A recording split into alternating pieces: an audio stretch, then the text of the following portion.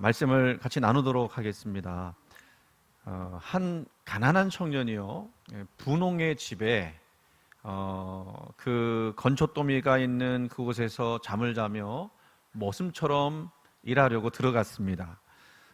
청년이었어요. 그러다가 이제 뭐 우리 드라마에서 나오는 이야기처럼 그 집주인, 분홍의 집주인 딸하고 사랑에 빠졌습니다.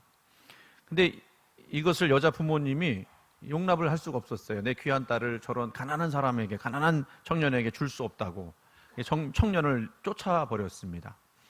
오랜 세월이 흐르고 난 다음에 주인이 헛간을 청소하다가 헛간에 무슨 낙서가 있는 걸 보게 되었어요. 그래서 그 무슨 낙서가 됐는가 봤더니 가필드라고 하는 사인이 거기에 써 있었습니다. 기억을 더듬어 보니까 몇십 년 전에 자기가 자기 딸하고 연애하는 그 청년 보기 싫어서 내쫓았던 그 기억이 나는데, 그때 그 청년이 이름을 가피드라고 거기서 써놓은 거예요. 근데요, 바로 그 순간 주인은요, 땅을 치고 후회를 했습니다. 왜냐하면 그 청년이 그때 미국의 20대 대통령이 되어 있었기 때문이에요. 후회되겠죠, 그죠? 근데 그 얘기를 하려고 한 게 아니라, 근데 어떻게 그 가난한 청년이 그 대통령까지 될 수 있었을까? 아무것도 없는 그 청년이 어떻게 그렇게 훌륭한 사람이 되었을까 생각해 보는 거, 이게 중요한 내용인데, 이분이요, 자기 평생에 10가지 목표를 세우고 좌우명을 만들어서 실천을 했습니다. 그리고 결국에는 대통령의 자리까지 오르게 되었는데, 그 10가지가 이거래요. 제가 소개를 해드릴 테니까 여러분 한번 잘 들어보시기 바랍니다. 우리 젊은 청년들도 좀 들어봤으면 좋겠어요. 게으르지 말며, 첫 번째, 게으르지 말며 수입의 범위에서 생활하자. 약속은 적게 하고 진실을 말하자. 좋은 친구를 사귀되 끝까지 사귀자. 남을 나쁘게 말하지 말자. 유행을 바라는 것은 게임이라도 피하자. 맑은 정신을 흐리게 하는 음료는 피하자. 비밀은 나의 것이나 남의 것이나 지키자. 돈은 마지막 순간까지 빌리지 말자. 행동에 책임지고 남의 탓으로 돌리지 말자. 그리고 마지막에 이렇게 했어요. 잠들기 전에 기도하며 반성의 순간을 갖자. 이것을 평생 동안 자기가 세우고 그리고 바라보고 실천을 했더라는 겁니다. 제가 볼 때는요, 이런 결심, 이런 실천들이 비록 작은 것이지만 그의 인생을 위대하게 만든 그런 목표가 되었다고 믿습니다. 여러분요, 지금도 여러분도 그렇게 생각을 하시면 안 되는데, 그냥 살아가는 것하고요, 어떤 결심을 하고 목표를 가지고 살아가는 것하고는 천지 차이인 줄 깨닫기를 간절히 원합니다. 여러분의 삶 속에서도 어떤 것이 있었냐면 결단하는 시간들, 그 삶의 순간들이 분명히 있었을 거예요. 여러분, 그 결단하는 거 양면성이 있습니다. 얻는 것이 있으면 잃는 것이 있거든요. 근데 여러분, 결단을 하셨을 때 무엇을 잃으셨고 무엇을 얻으셨습니까? 제가 생각할 때는요, 특별한 경우 빼놓고는요, 그 결단을 통해서 여러분 잃은 것보다도 얻는 것이 훨씬 더 많았으리라고 믿습니다. 사실 우리 삶이요, 다 선택하고 결정하고 그리고 나중에는 결단하는 거 아닙니까? 결정의 행동으로 옮겨져야 할 때 우리는 결단한다고 이야기합니다. 여러분, 그거 아십니까? 아무것도 하지 않으면 아무 일도 일어나지 않아요. 맞죠? 뭔가 우리가 결단을 하고 그리고 그것을 실천으로 행동으로 옮길 때에 무슨 일이 일어나듯 일어나는 것입니다. 저는 하나님 안에서 우리가 결단하고 실천할 때 하나님의 역사도 분명히 일어난다는 거예요. 아마 오늘 이 자리에 이렇게 비가 많이 오시는 날에도 여러분들이 이렇게 오실 수 있었던 것도 결단하셨기 때문에 그렇습니다. 맞죠? 멀리서 오신 분들을 축복합니다. 1시간 이상씩 오신 분들 축복합니다. 우리 송성호 원사님, 홍학년 집사님, 오늘 박기변 장로님, 이종숙 원사님 새벽 몇 시에 나오셨어요? 7시 50분에 나왔대. 3시간 걸리, 3시간. 그죠? 2시간 반 걸려요. 매주 그렇게 오실 거죠? 여러분, 이게요, 여러분, 저는요, 우리 홍학년 집사님 같은 경우 매주 보니까 순간순간 까먹어요. 멀리서 온다는 거를.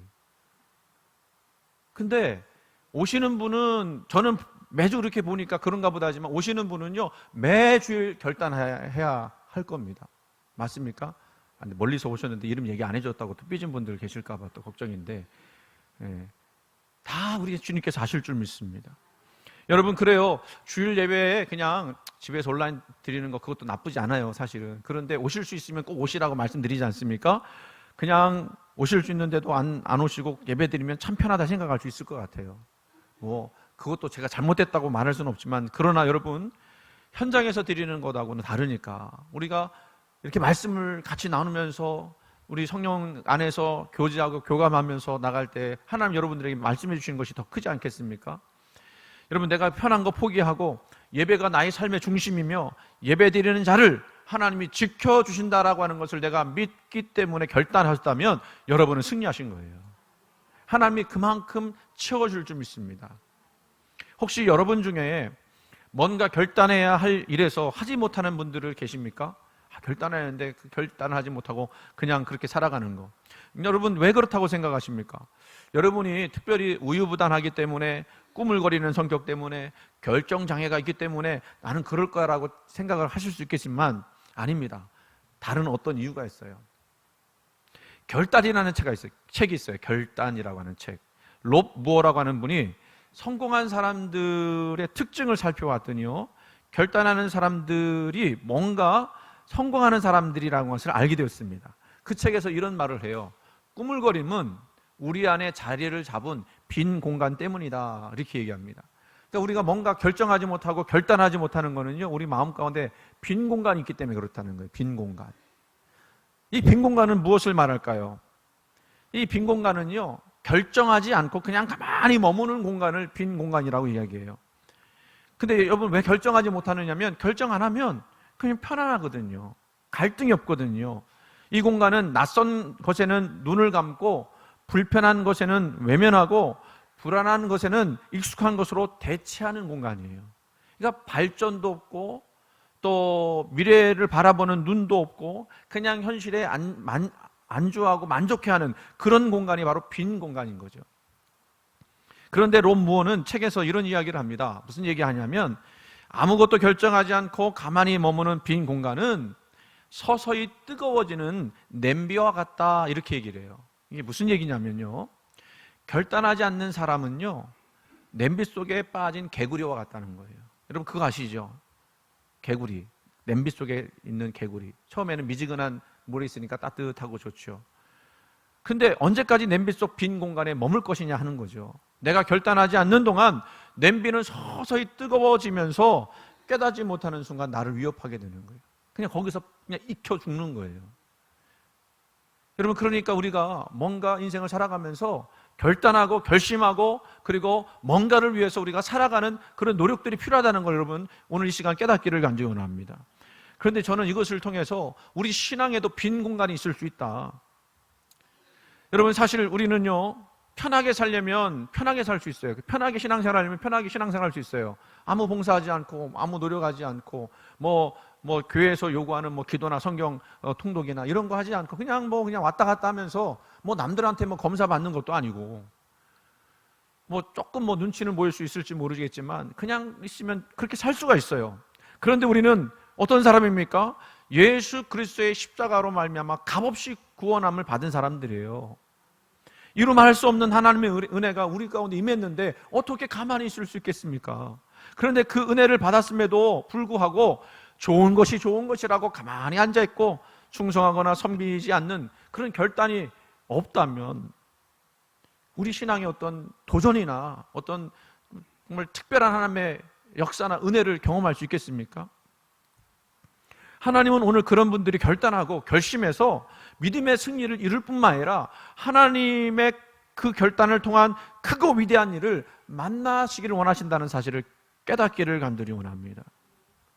성경을 보세요. 한번 성경을 보시면요, 참 다 부족한 사람들이 많이 나오잖아요. 근데 그 부족한 사람들이 하나님 위대하게 쓰셨던 그런 모습들이 나오는데 보니까요, 다 위대한 결단들을 한 사람들인 것을 알 수가 있습니다.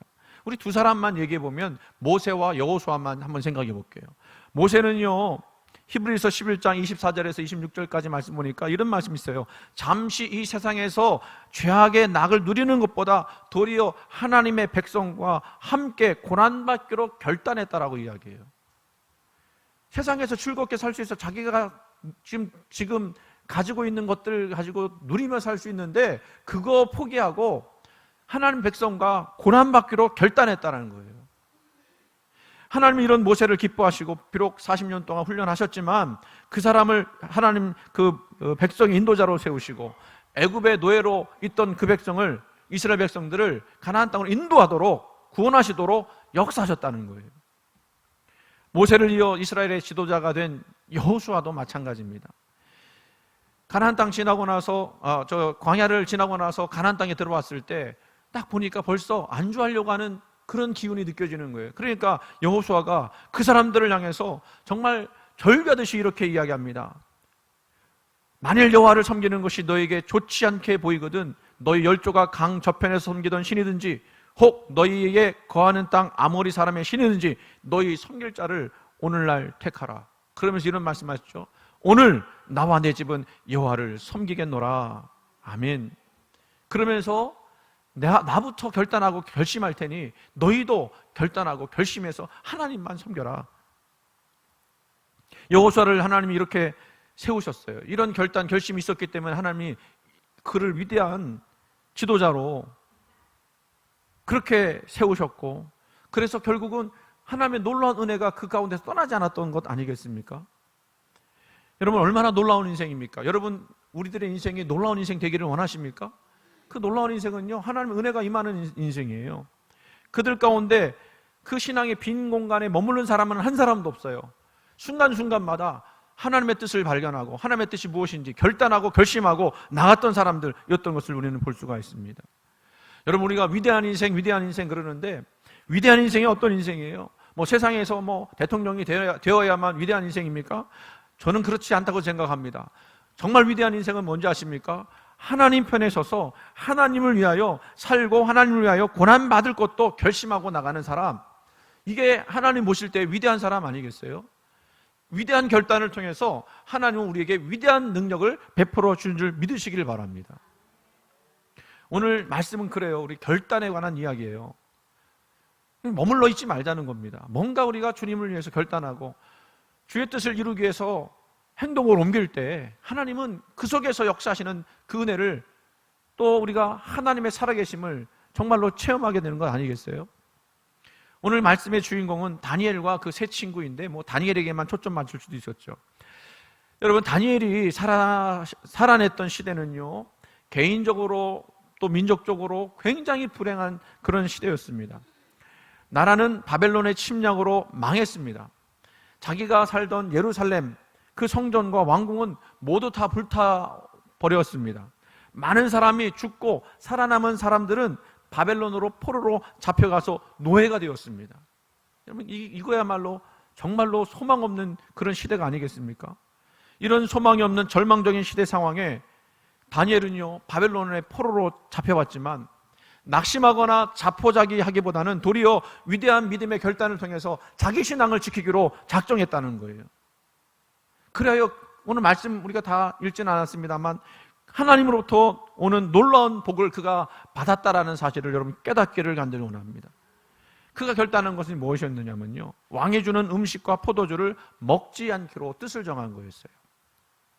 여러분, 지금 생각해 보면 그 왕궁에서 주는 음식이 얼마나 귀한 겁니까? 우리는 못 먹어서 그렇지 왜 그거 먹지 않겠다고 거부했을까? 그렇게 생각할지도 모르겠어요.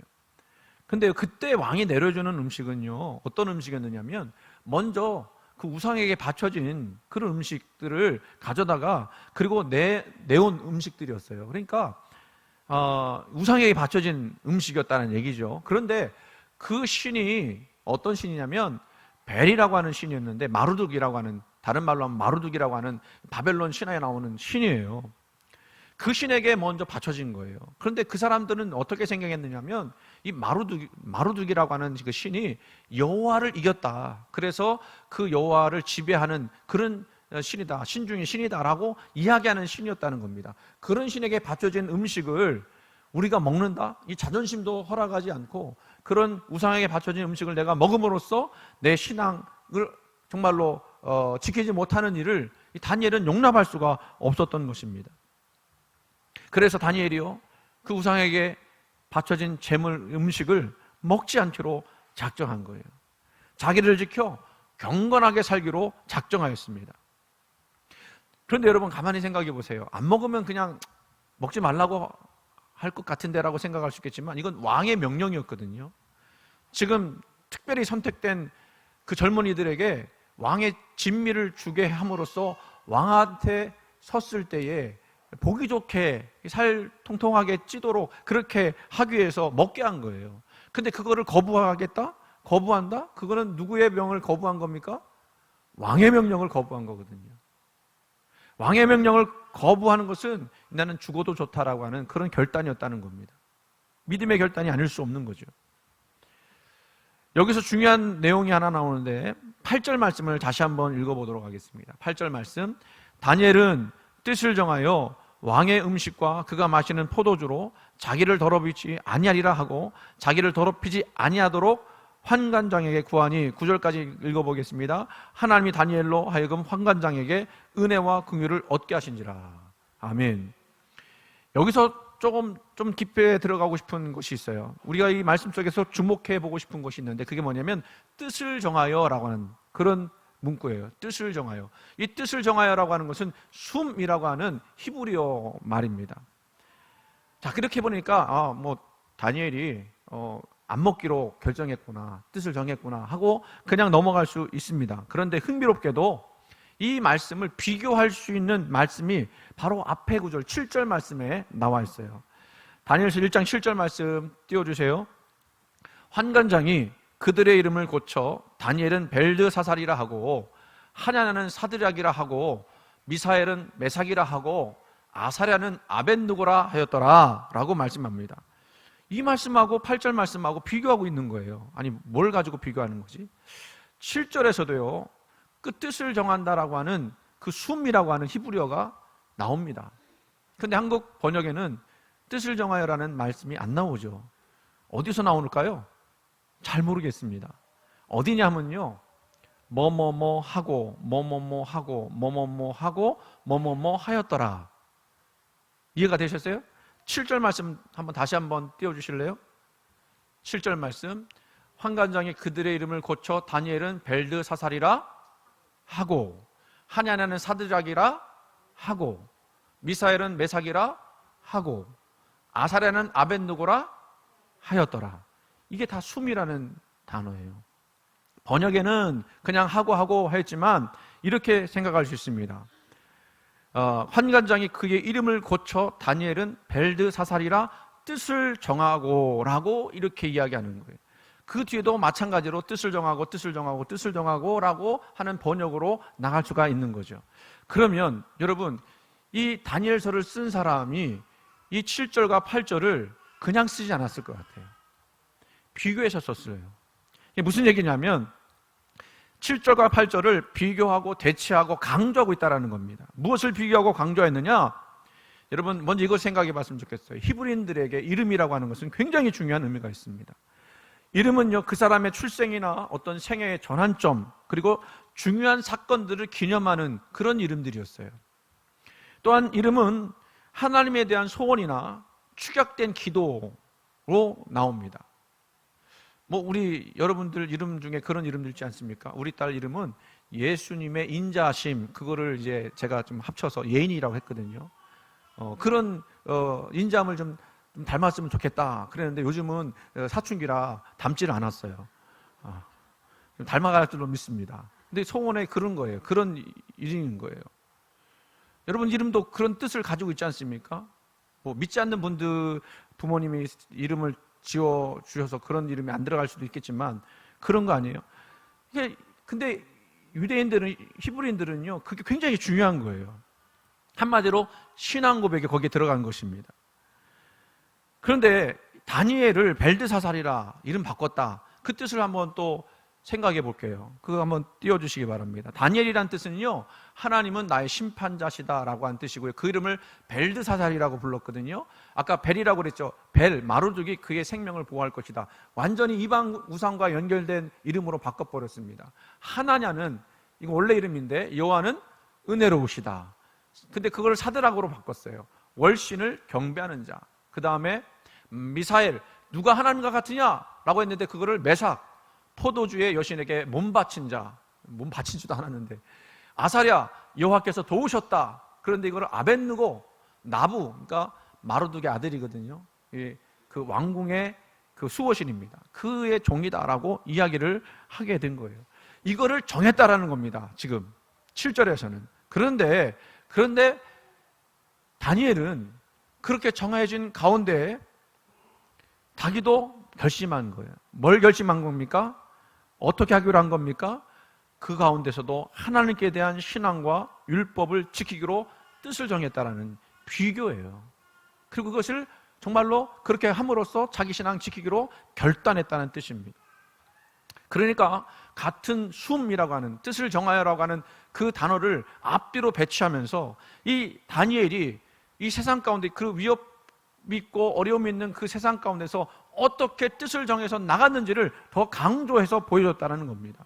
그리고 그것이 얼마나 위대한 것인지를 그 문맥 속에서 미리 말씀해주고 있는 거예요. 여러분, 이게 우리에게 어떤 의미로 다가올까요? 여러분, 우리가 사는 세상도 마찬가지입니다. 우리를 눈에 보이도록 위협하고 신앙 지키는 것을 죽이겠다고 이야기하는 사람은 없어요. 순교당하는 사람은 없습니다. 그렇지만 교묘하게 세상이 우리에게 자기들의 기준으로 또 세상의 삶의 방식으로 강요하고 믿음 안에서 떠나기를 얼마나 절절하게 원하는지 알 수가 없습니다. 세상의 가치와 세상의 표준을 들이대면서 이렇게 살아야만 너희가 세상에서 성공하고, 이렇게 살아야만 세상에서 명예를 얻고, 이렇게 살아야만 세상에서 능력 있는 자라고 인정받는다라고 우리에게 이야기하고 있어요. 그렇게 살지 않으면 어떻게 합니까? 심지어는 우리를 낙오시키고 왕따시키는 거예요. 여러분, 우리가 이런 시대에 살고 있어요. 여러분, 그것을 아십니까? 그걸 느끼십니까? 세상은 우리로 하여금 그렇게 뜻을 정해서 우리로 하여금 신앙 못 갖도록 계속해서 우리를 위협하고 있는데, 우리들은 그것에 대해서 뜻을 정하고 살고 있느냐? 여러분, 뜻을 정했습니까? 이런 위기의 시대에, 신앙의 위기의 시대에 정말 뜻 정하지 않고 결단하지 않고 살아갈 수 없다라고 성경은 우리에게 말씀하고 있는 거예요. 사람들이 요즘은 그런 말 하지 않습니다. 옛날에 그런 말 했거든요. 야, 교회 다니면 하나님이 밥 먹여주냐? 교회 와보세요. 밥 주잖아요, 점심. 교회 가면 돈 주냐? 때로 돈은 안 줘도 선물은 주더라고요.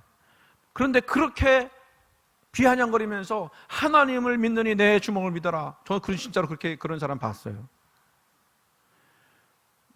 왜 그렇게 세상은 자신만만할까요? 왜 그렇게 세상은 그런 말들을 서슴없이 할까요? 그런데 우리들은 그 사람들에 대해서 예수 믿으라고 당당하게 말해본 적 있습니까? 그런 결단 가지고 여러분들 전도해 본 적 있으세요? 요즘에 전도를 저도 나가는데 조금 용기가 생겨서요. 예수 믿으세요. 예수 믿으면 복 받습니다. 그랬더니 우리 이영미 권사님이 복 받는다고 얘기하지 말고 행복하세요 그렇게 얘기하래요. 그래서 행복하세요 그렇게 얘기하고 있는데, 여러분, 그래요. 여러분, 정말 우리 이 시대요, 신앙 잘 지키지 않으면 금방 어그러집니다.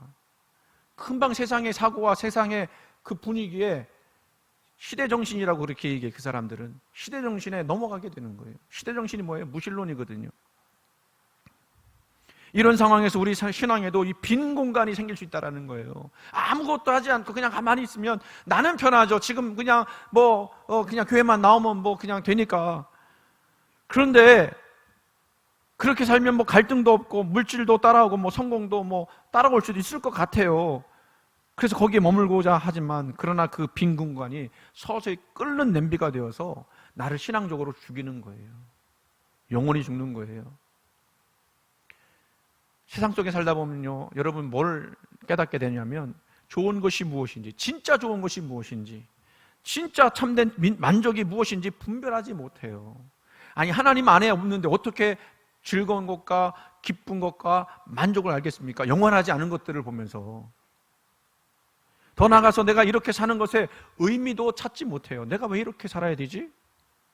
허무함이 몰려오고 무력해지는 자신을 발견할 수밖에 없습니다. 그럴 때 어떻게 해야 합니까? 그 빈 공간 과감히 제거해버리고 그 안에 하나님께 대한 결단으로 채워야 하는 거예요, 여러분. 결단하여 참된 신앙과 성경적 가치관을 가지고 우리가 정말로 하루하루 결단하지 않으면 안 되는 시대에 우리가 살고 있습니다. 깨닫습니까, 여러분? 여러분, 그렇게 살다 보면 혹 내가 손해볼 수도 있어요. 저 손해보기를 원합니다. 왜냐하면 우리가 은혜를 받았으니 고난도 받지 않아야 되겠느냐? 분명히 사도 바울이 말씀하지 않았습니까? 손해볼 수도 있을 것 같아요. 또 어려움 당할 수도 있을 것 같아요. 그런데요, 하나님은 그걸 보시고 그 사람, 그 신앙의 결단을 통해서 하나님의 위대한 일들을 우리에게 행하게 하실 줄로 믿습니다. 자, 이렇게 이제 그 뒤에 말씀도 한번 볼게요. 이 뜻을 정한 다니엘에게 어떤 일이 벌어졌는지, 자, 9절 말씀 한번 읽어보셨으면 좋겠습니다. 9절 말씀 보니까 하나님이 다니엘로 하여금 환관장에게 뭐와 뭐를 얻게 하셨다? 은혜와 긍휼을 얻게 하신지라. 이런 말씀을 이게 보니까요, 자, 우리가 알아야 될 게 뭐냐면요, 다니엘의 뜻을 정했어요. 그랬더니 하나님이 그때부터 일하시기 시작했습니다. 여러분, 하나님께서 우리 인생 가운데서 역사하시는 방법이 뭔지 이제 아시겠습니까? 가만히 있으면 안 되는 거예요. 결단하고 결심하고 행동으로 옮길 때 하나님도 같이 역사하시는 거예요. 뭐라고 했느냐면요, 환관장에게 은혜와 긍휼을 얻게 하셨다라고 말씀하고 있어요. 여러분, 이 말씀을 그냥 쉽게 넘어가지 않기를 바랍니다. 저는 이 말씀이 얼마나 중요한지를 압니다. 여러분도 아십니까? 여러분, 살다 보면요, 주변 사람, 가장 가까이 있는 사람에게 은혜와 긍휼을 얻는 것이 얼마나 행복한 것인지를 여러분 아실 것입니다. 왜냐하면 우리가 가장 불행한 때는 언제예요? 가장 가까이 있는 사람하고 갈등할 때이기 때문에 그렇습니다. 맞죠? 막 가슴이 막 터질 것 같고 막 불안하고 염려가 될 때는 언제냐면 가장 가까이 있는 사람하고 막 불화하고 막 싸우고 다툴 때, 그럴 때 아닙니까? 정말 그렇지 않습니까? 여러분이 직장을 다닌다고 한번 생각해 보세요. 어떤 일을 해야 하는데 그 일 자체도 중요하지만 그 일을 같이 이루어 나가는 그 사람하고 마음을 맞추지 못한다면, 그 일을 하는 사람들끼리 은혜와 긍휼이 없다면, 좀 봐주는 것이 없다면, 여러분, 그 일이 제대로 이루어지겠어요? 그 프로젝트가 완성될 수 있겠습니까? 그런데 다니엘은요, 포로의 신분인데도 불구하고 바벨론 그 환관장 내시부 장에게, 내시부 장에게 은혜를 입었어요. 그런데 여러분, 환관장이라고 하니까 여러분 우습게 생각할 것이 아닙니다. 이런 사람들은 그때 당시 가장 그 왕하고 가까이 있는 측근들을 이야기하는 거예요. 왕담으로 권세가 있는, 힘 있는 사람입니다. 여러분, 역사 속에서 내시들이 권세를 부렸던 그런 내용들을 보셨는지 모르겠어요. 그런 사람이에요. 왕담으로 권세가 있는 사람에게 은혜를 입었다? 긍휼을 입었다? 그러면 그거는요, 기적인 거예요, 기적. 결국 거기서부터 하나님의 역사가 시작됐죠. 다니엘이 이렇게 은혜와 긍휼을 얻고 난 다음에 자신의 결심을 환관장에게 이야기합니다. 내가 왕이 주는 음식을 먹지 않겠습니다. 열흘 동안 먹지 않겠습니다. 만약에 내가 열흘 동안 먹지 않았는데도 불구하고, 만약에 그 먹지 않은 것 때문에 내가 이렇게 막 왜소해지거나 살이 빠진 것처럼 보인다면 나 그때부터 먹겠습니다. 그런데 그 다음에 10일 동안 먹지 않았음에도 불구하고 괜찮다면 나 계속 그렇게 먹게 해달라고, 그래 제안을 하는 거예요. 그 후에 왕의 음식을 먹는 소년들과 비교해서 그들과 같거나 그들보다 못하다고 하면 그 지금 하고자 하는 대로 우리가 뜻을 따르겠다고, 처분대로 따르겠다고 이야기하죠. 여러분, 하나님께서는요, 이 다니엘의 결심을 얼마나 기뻐하셨을까 생각해 봅니다. 과연 열흘 후에 이 다니엘과 세 친구의 얼굴이 더욱 아름답고요, 살이 더욱 윤택해서 그 왕의 음식을 먹는 다른 소년들보다 더 나아 보였다, 그렇게 이야기합니다. 이럴 때는 할렐루야 해도 되는데, 근데 그것뿐만 아니에요. 얼굴만 이뻐진 게 아니고요, 하나님이 그들에게 뭘 주셨느냐면 지혜와 총명을 주셨어요. 그런데 그 나라의 박수와 술객들, 이 사람들은 시시한 사람들이 아니에요. 우리 출애굽할 때 보면 그 박수 나오고 무당 나오고 그러잖아요. 그 사람들이요, 정말로 마술을 하는 사람들이거든요. 당시 그런 그 악한 영들에게 사로잡힌 사람들이에요. 근데 그 사람들보다요 10배나 나은 지혜와 총명을 주셨다라고 말씀하고 있습니다. 더 나아가서는요, 환상과 꿈을 해석하는 거예요. 그것이 무엇인지 단박에 알아보게 만드는 거예요. 결국 어떻게 되었습니까? 다니엘은 꿈을 해석해 줌으로 인해서, 그 왕의 꿈을 해석해 줌으로 인해서 젊은 나이에 바벨론의 총리가 되었습니다. 그리고 바벨론을 다스리게 되었고, 더 나아가서는 포로로 잡혀온 자기 민족까지도 보호할 수 있는 힘을 얻게 되었어요. 보세요. 다니엘은요, 그 시대에 위대한 인물이 되었습니다. 어디서부터 시작하였습니까? 여러분, 그냥 안 먹고 안 마셨다 이걸로 끝나는 게 아니고요. 왜 그렇겠는가? 그 근원적인 이유, 하나님을 향한 그들의 신앙을 지키겠다고 결단한 때부터 그랬어요. 저는 믿습니다.